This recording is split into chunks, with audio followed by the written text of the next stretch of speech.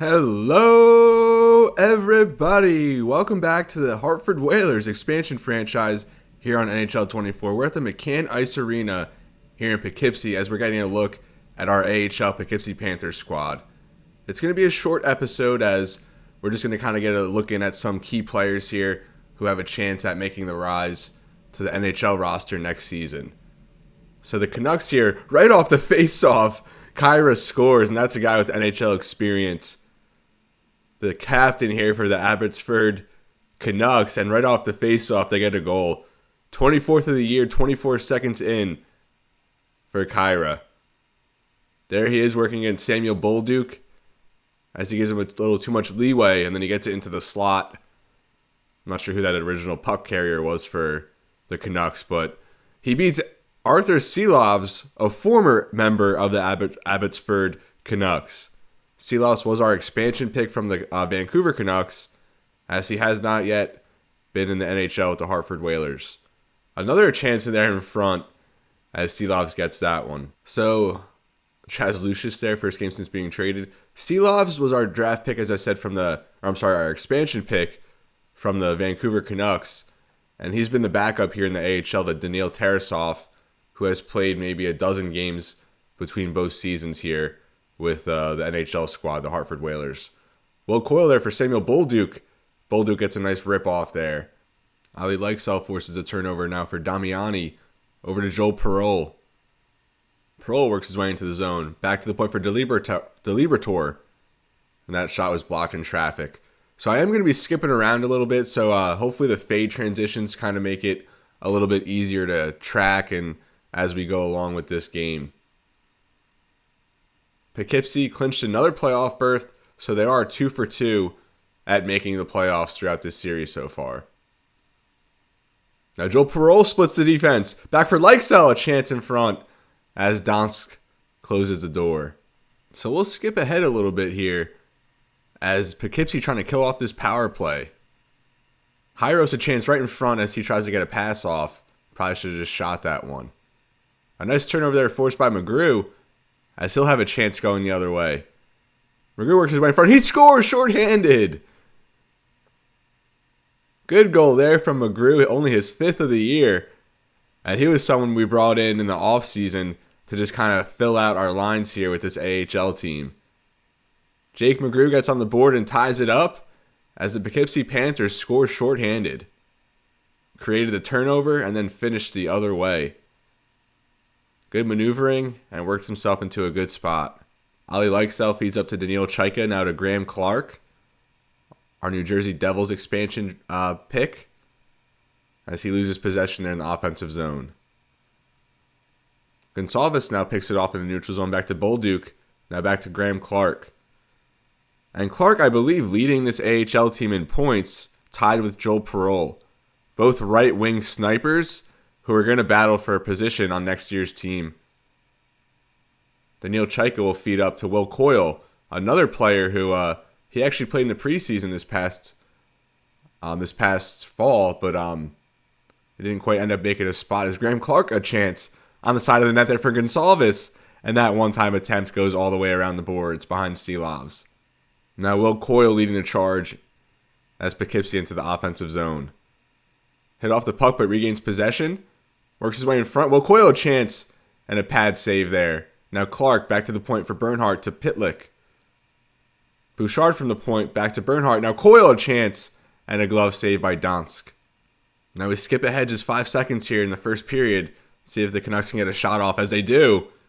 And a good blocker save there by Silovs. So not too much action here in this first period. We saw a little bit of Will Cuylle, Graeme Clark, Daniil Cuylle, but let's see if we can get guys like Joel Perrault, who we kind of mentioned, and Samuel Bolduc going here in the second. So Gabe Gonsalves on for this opening faceoff, our expansion pick from Tampa Bay. So we still have maybe about a half dozen expansion picks on this AHL team, as the Canucks get a quick chance in front. Still a loose puck, as Poughkeepsie does get it out. Now Graeme Clark takes over in the neutral zone. Clark feeds Gonsalves in the slot, a chance pad save. Loose puck goes back to the point for Kraftstoff. And a good hit there by Graeme Clark, hitting Kraftstoff off the puck. As the Canucks do take over, Kraftstoff, a backhand chance there, corralled by Seelovs. Samuel Bolduc now with it. He'll be competing for a defensive spot next year. He gives to Daniil Cuylle. Cuylle was an acquisition in that Matt Grzelcyk trade at last year's trade deadline. Probably still at least another full season away from NHL time. So we did skip ahead. Canucks did score a power play goal, and they do now lead 2-1 as we're about halfway through this game. Cuylle in front, looking for his second. Rebound poked away. That'll be picked up by Graeme Clark. Clark working his way in. He really stepped up in the second half of the season. Kind of quiet in the first half, but the second half he just exploded and caught up to Joel Perrault as our points leader. Daniil Cuylle leading the charge. He gives over to Joel Perrault. Perrault works his way in front of shot. Gets his own rebound and another save there by Donsk. A good initial feed there by Daniil Cuylle, and Perrault worked his way in front for two pretty good opportunities there. Samuel Bolduc from the point. His shot blocked in traffic. McGrew a backhand chance. Now Toporowski back to the point. As it's poked away, picked up by McGrew. For Daniil Cuylle. Cuylle a shot blockered away by Donsk. Now Pitlick will lose the handle. Poughkeepsie still keeps it alive though, now into the corner against the boards. As McGrew does win the puck battle. His shot in front blocked as the Canucks take it the other way. And that's going to do it here in the second period. The Canucks add another one that I didn't mention, so they do net 2 there in the period. And then they now lead 3-1 going into the third. We're set here to start the third period, and the Canucks definitely outplaying the Panthers in this one as they lead 3-1 with this opening period face-off. Bolduc gives to Will Cuylle an initial rush. Will Cuylle centering pass for Gonçalves, and he scores! Poughkeepsie showing some fight here as they cut the deficit in half just 20 seconds into the third period. Those are two guys who are going to compete for roster spots. I don't know how Gonçalves kind of works into the mix, but he has progressed pretty well here in year 2, and he might get a call back up soon. He spent some games there in the NHL with Tampa Bay, but he's just spent this whole series so far in the AHL. Will Cuylle on that nice assist as Perrault wins another face-off here. Will Cuylle works his way in front again as he turns it over. So now we'll skip ahead in the action a little bit. Joel Perrault taking it in for Poughkeepsie as he feeds Ali Leixel there. A nice chance there. It's a great save by Donsk. Leixel had a good chance on his own rebound, but Donsk just fell right on top of it. And a good close-off there on the second effort from playing from the ground. And that's Leixel. He led the Poughkeepsie Panthers in points last year. And if you didn't notice, it's also 4-2 right now as the Canucks got another one. So soon after we cut it in half to a 1-goal deficit, they added another one. And I usually would show, every goal and everything, but in this Poughkeepsie episode, we're just focused on just a few guys. We're not really focused on the result ultimately, although a win obviously would be nice. Now, just over 5 minutes left in this third period. We'll kind of just let the rest of this game play out. Samuel Bolduc a shot, and he scores! Just his second goal of the season, and that's one of the guys we were kind of watching for in this game. Obviously, more so known for his defensive prowess, as on that one, he just worked his way in and scored. A nice shot in front of the net. And the Canucks did add another one as well, so now it's 5-2. As Arthur Seelovs at the other end, not having his best day. Now Gage Gonçalves on for this face-off as he loses that one. I'm sorry, 5-3. Did I say 5-2? It's 5-3. Graeme Clark tried to dance his way in as he was closed off. Good recovery there, although Nielsen for the Canucks wins that paddle. McDonough works his way in. Good hit there by Samuel Bolduc, closing him off. Bolduc still with it. He gives up to Graeme Clark, now over to Daniil Cuylle. Cuylle, a long feed there for Will Cuylle into the zone. Cuylle a shot, glove saved by Donsk. Gonçalves now on the draw, 3:34 left. Back to the point for De Liberatore. Skinner a chance on a slap shot from the point, saved there by Donsk. This top line for Poughkeepsie still out there as Gonçalves wins that one again, back for De Liberatore. And Gonçalves caught it off the ricochet and had a chance in front as Donsk stopped that one. Now 3:05 left, another offensive zone draw here for Poughkeepsie. Now Poughkeepsie throws that second line out there. Joel Perrault at right wing. Back to Skinner. Now DiBrotor, a shot from the point. Blocker save. Picked up by Ali Leixel. For Damiani in front, he scores! Damiani was a member of this original Poughkeepsie Panthers team. We brought him back, and he's been productive. His 14th of the year working there with Ali Leixel. I love those behind the net feeds right in front, and Damiani needs what he needs to do. And Poughkeepsie now just within one goal here late in this third period. The Panthers, some late fight as they have a chance to tie this one up. Less than 2 minutes now as Damiani gives to Skinner. Skinner loses possession there as Brisebois takes it over to Lucius. Wooters in the neutral zone held up against the boards now. Ali Leixel finds possession. Working his way towards the net. A shot! Pad save. Good play generated there by Ali Leixel. Now just 40 seconds left as the Canucks look to get it out and take it the other way. Kill some of this clock. Lucius takes it up for the Canucks. Works his way in. Huge hit there. I'm not sure who that was on that hit, but someone's down in the neutral zone there. Now 15 seconds left. Poughkeepsie needs to get the puck. Pad save there by Seeloffs. Now against the boards. Back to the point for the Canucks. Another chance. Paddled away by Seeloffs. And the Canucks, I think that was Will Cuylle on that big hit earlier. As the Canucks do enough to kill the time here, and they will hold on for a 5-4 victory. It was nice to see Samuel Bolduc get a goal. Will Cuylle had an impact. Graeme Clark was all right. Joel Perrault we didn't really see too much of. And then Daniil Cuylle, I think he was very noticeable on the back end for us as well. So some things to be excited about with these minor league players. I know it wasn't a whole viewing, but we kind of just picked apart and put together what we needed to see, what was kind of valid, as there's Will Cuylle on that hit towards the end of that game. So that'll do it here. Our probably just our second look at this team in the whole series as we fall here 5-4 against the Abbotsford Canucks. Now we're set here to simulate our last game, our last regular season game here in year 2 of this Hartford Whalers expansion franchise. It's going to come against the Anaheim Ducks here at home. So we fall down 2-0, goals from Zegras and Terry there in the first. Nothing there in the second, and we have not been scoring many goals at all as this season has winded down. We'll live sim this third period as we trail 2-0. Terry adds another one, and the Ducks up 4-0 now as Komatov, he was the second overall pick in our first draft of this series. Nolan Patrick does get us on the board as we're now down 4-1. And that looks like it's going to do it here as Hartford falls 4-1 in the last game of the regular season. So it looks like the playoff picture is set. And it looks like I'm going to take a look at the standings here. So we're all at 82 games. The Islanders get the 5th. They finished 5th in the Metro. We finished 3rd in the Metro. As, look at that. 4 teams with 101 points here in the Metro. Islanders, Penguins, Whalers, and Blue Jackets. That's just crazy parity. And I think we're going to play the Blue Jackets in the first round. Pretty tough draw. They're a great offensive team. As we look at goals for. Actually, 4th in the Metro with 3.15. We're not too far behind them.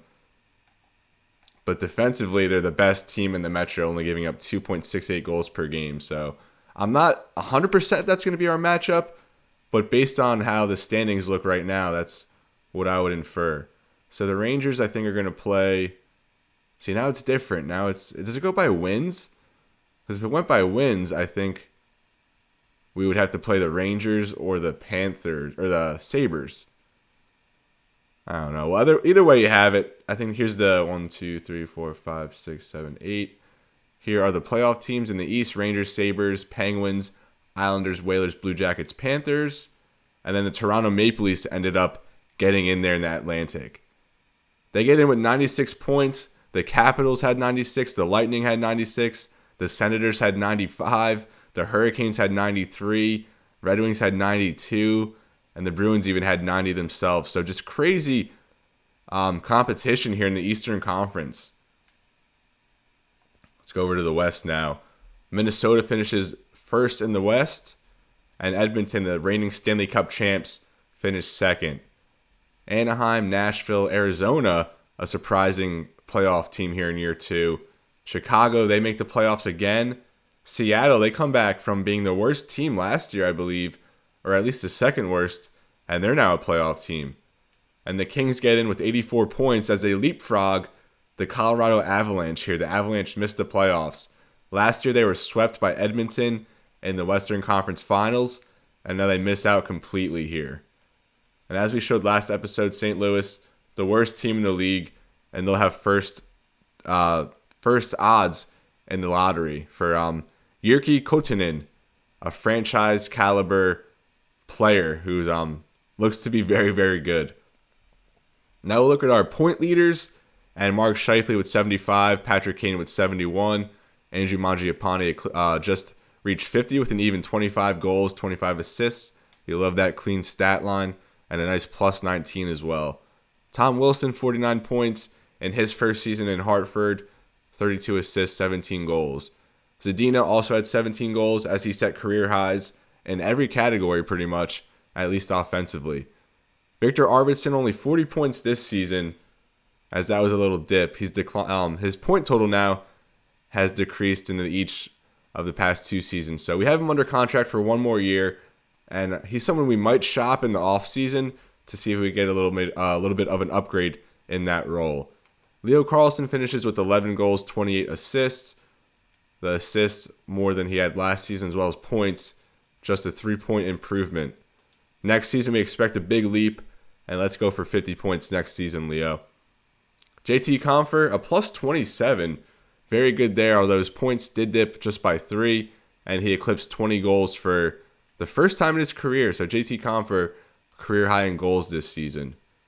Scott Lawton tied him in points, as well as Jake Evans, who primarily played on the 4th line. So a 38-point season from Jake Evans, as he set career highs, tied career high in goals with 13, but set career highs in assists with 25 and points as well. Nolan Patrick only played in 71 games and still accumulated 33 points for a new career high, along with goals with 15.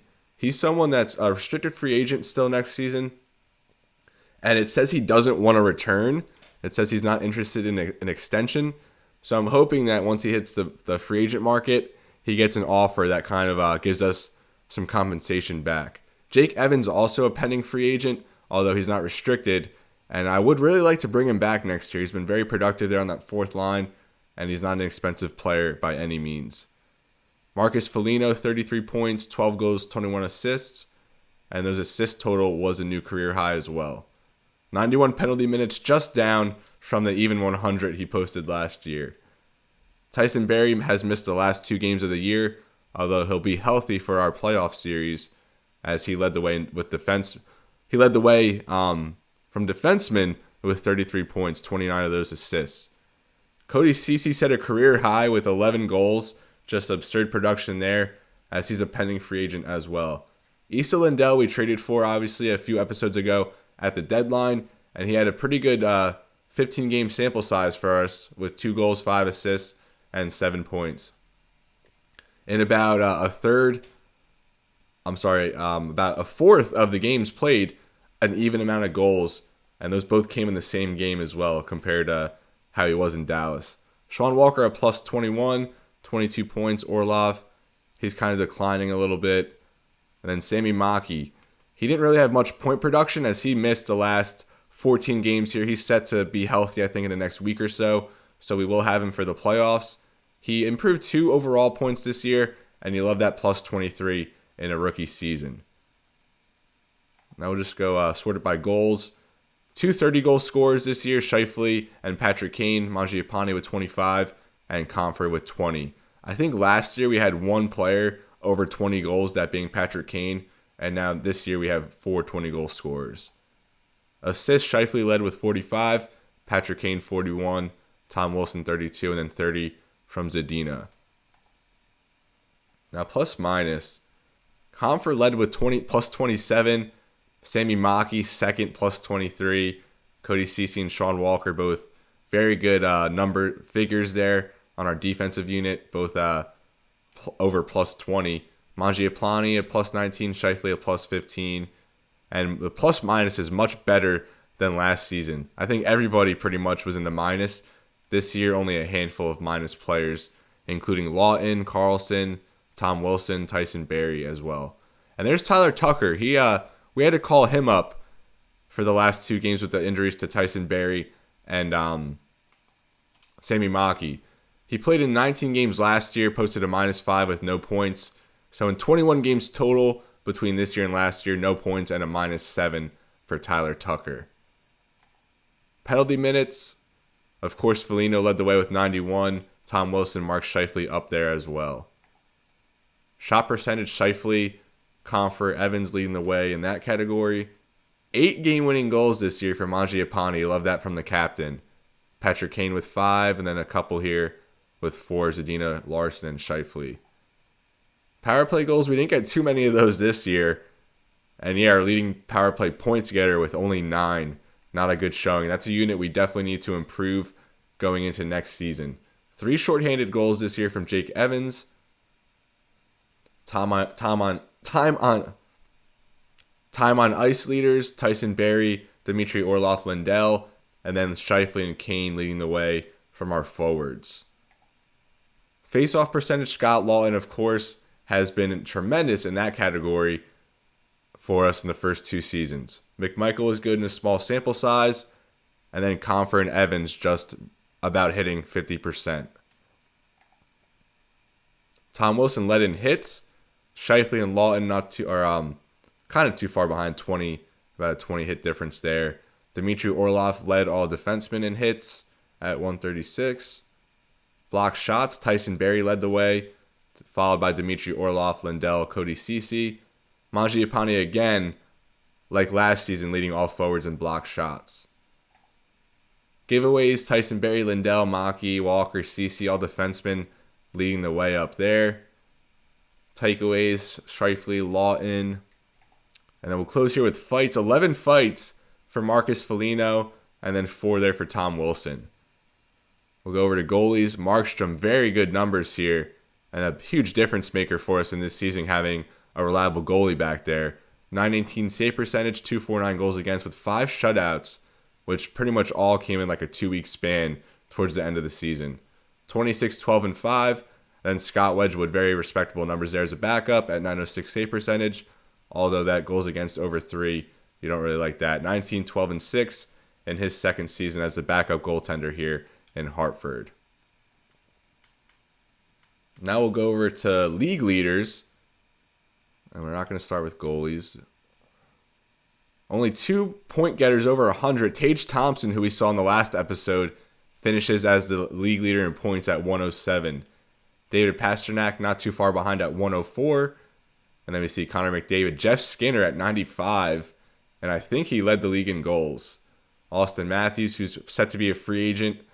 I think if he does hit the market, I think we're going to be in on Austin Matthews. Doing a little foreshadowing there. But that all depends if Toronto can afford to bring him back. Mitch Marner, his teammate there. Brad Marchand, who's also set to hit the free agent market.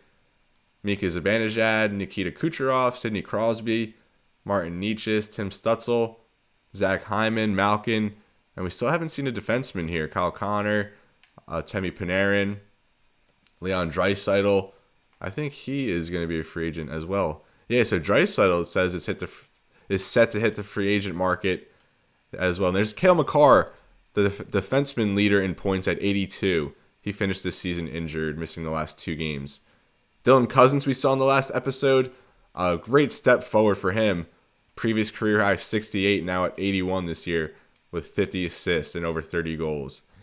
Kaprizov, Sebastian Aho, newly signed to the Anaheim Ducks, who are set for a playoff run here. Andrei Svechnikov, Zegras, Brady Point, Mikko Rantanen, and Mark Scheifele just gets in there with 75 points. Goals, Jeff Skinner at 32 years old, a new career high in goals with 49.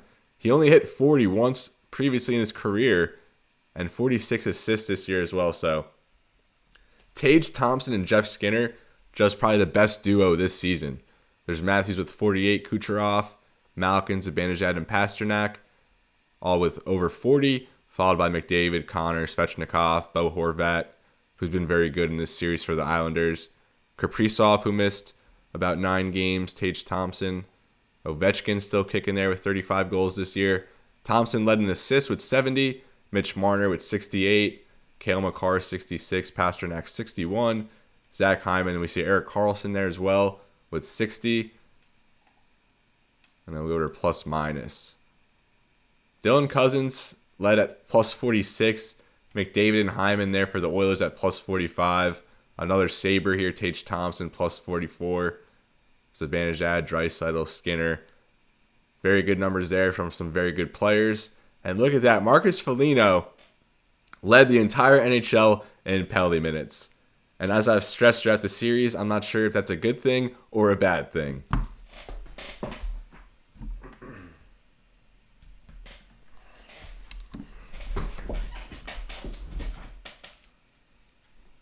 So we have Foligno and then Tom Wilson also in the top 5 in penalty minutes as well.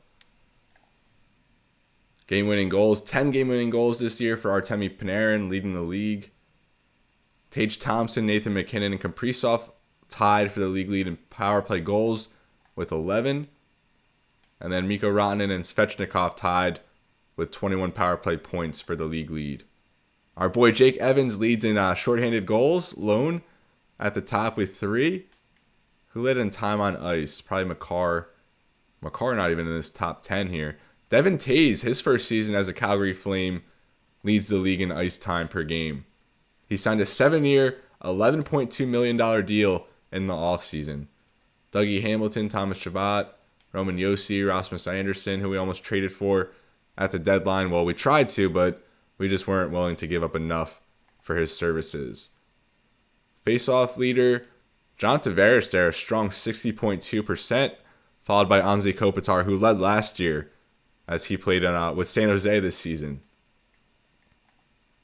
League leader in hits, Nazem Kadri for Calgary, followed by Zach Hyman, Dylan Cousins, Nico Hischier.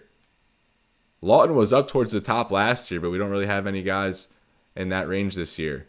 Dougie Hamilton led in block shots, followed by Justin Falk, Jared Spurgeon, Moritz Seider, Cam York, and a bunch of defensemen here. Who led forwards in block shots? Let's scroll down. I think Mangiapane actually led all forwards in block shots last season as well.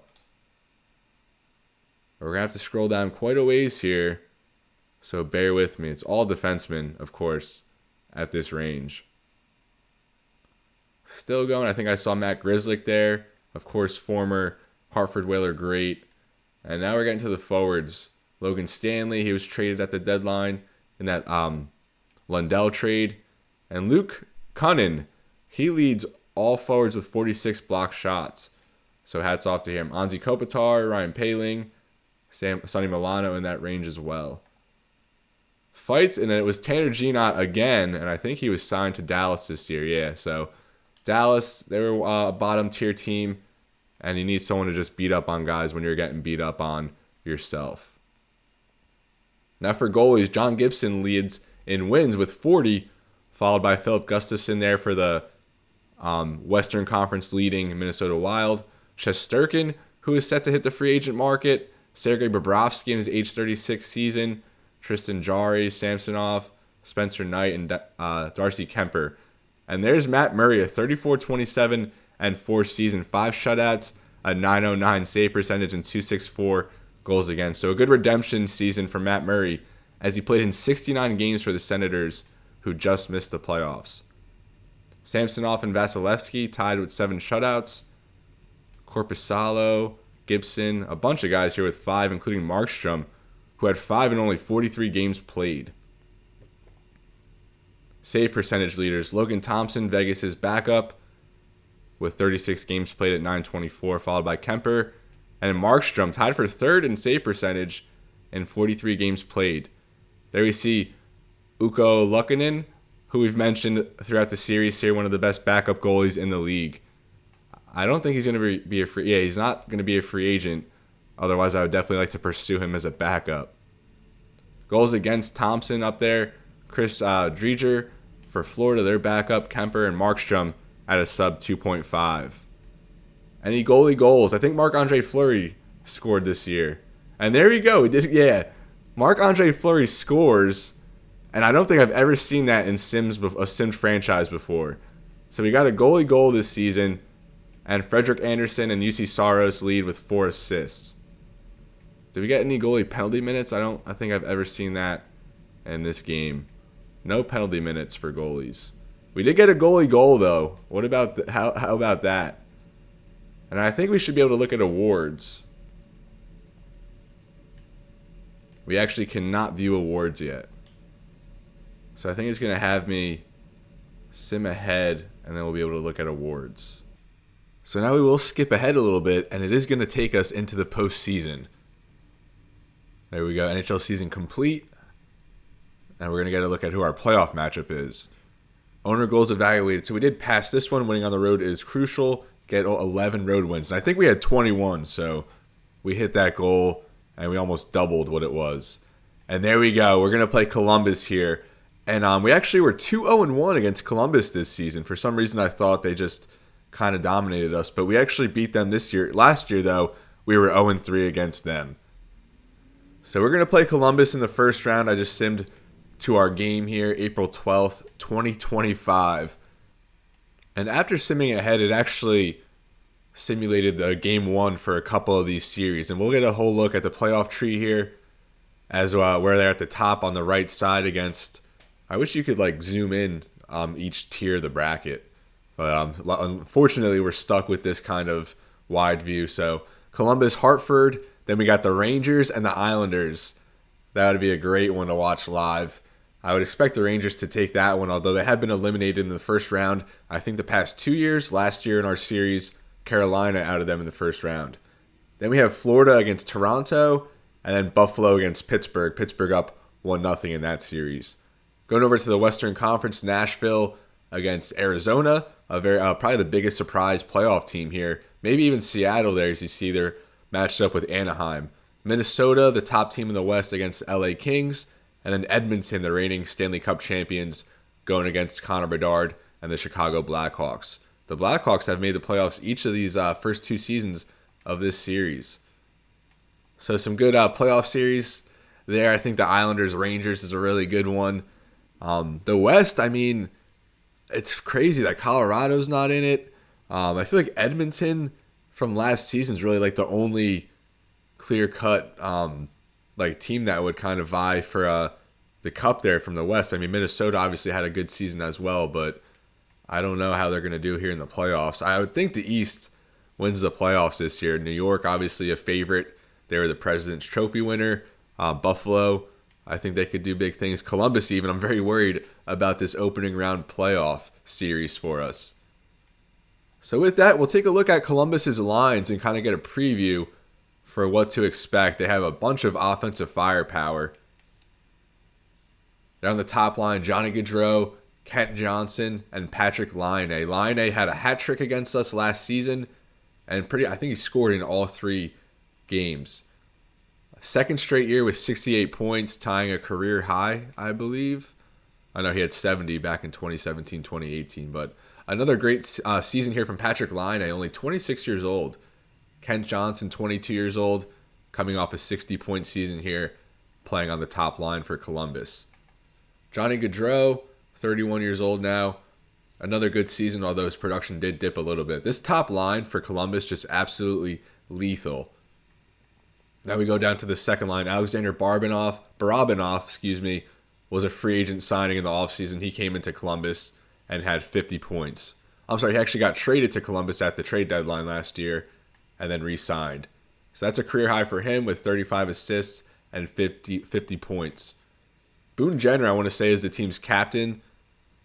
And a very good season from him. Career highs in assists and points. 59 points for Boone Jenner as he leads that second line. Then you have Igor Chinakhov, a young sniper here, coming off a 23-goal season. So some very good offensive firepower here on the top 2 lines and a good presence there on the second line from Boone Jenner.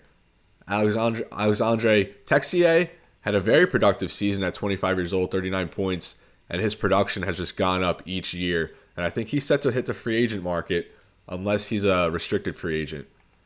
Jack Roslovic, a decent season, although his production dipped this year, but a very good third liner along there with Kirill Marchenko, a budding goal scorer, as he had 52 points there on the third line for Columbus. Emil Bemstrom and Donovan Dublowitz. We're going to talk about him for a little bit. The third overall pick in the 2023 NHL draft. So if you go back to episode 2 of this series, before we even played a game, he was drafted third overall, one spot ahead of Leo Carlsson, who we took with the 4th overall pick in that draft. Dublowitz was a rookie this year, and he knotted 34 points on that back line. He's joined there by Sean Cuylle and aforementioned Bemstrom. On defense, Zach Rowinski leads this unit. One of the best offensive defensemen in the game, although he is labeled a two-way defenseman. 45 points, 14 goals. Very good production there from Werenski, who he did sign an extension last year. Luke Schenn has been very good in his 2 years here in Columbus, although his production did dip this season. Adam Bachfist, a young offensive defenseman, who's also set for the free agent market. I think a restricted free agent, but he is someone we plan on pursuing depending on how much compensation we're going to have to give up.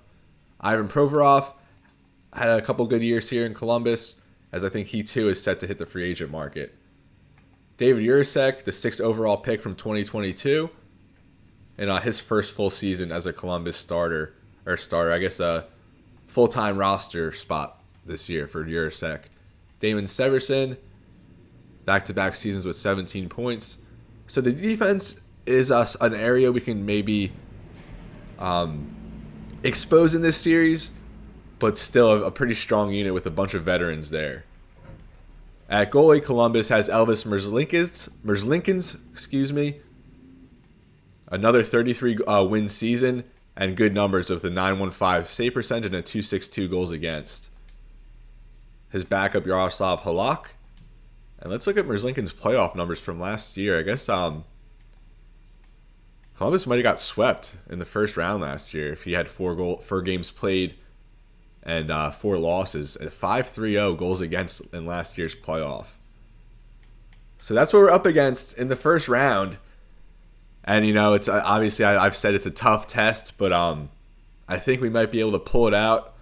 Although, if we get swept, I wouldn't be surprised. If we sweep them, I wouldn't be surprised. Just to show, it could really go either way. And we still can't view awards, so I guess that's something that has to wait until after the playoffs. So with that, folks, I think this is where I'm going to leave you.